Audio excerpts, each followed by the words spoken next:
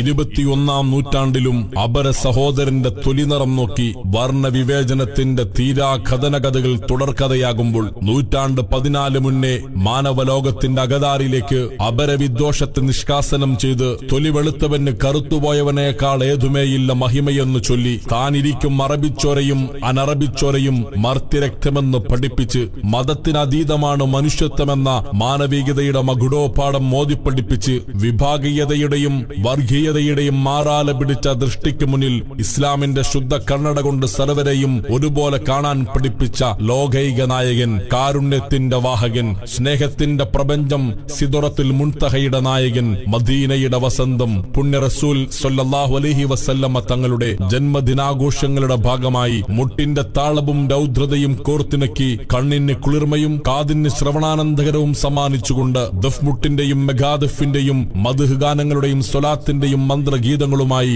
നബിദിന ഘോഷയാത്ര കടന്നുവരികയാണ്.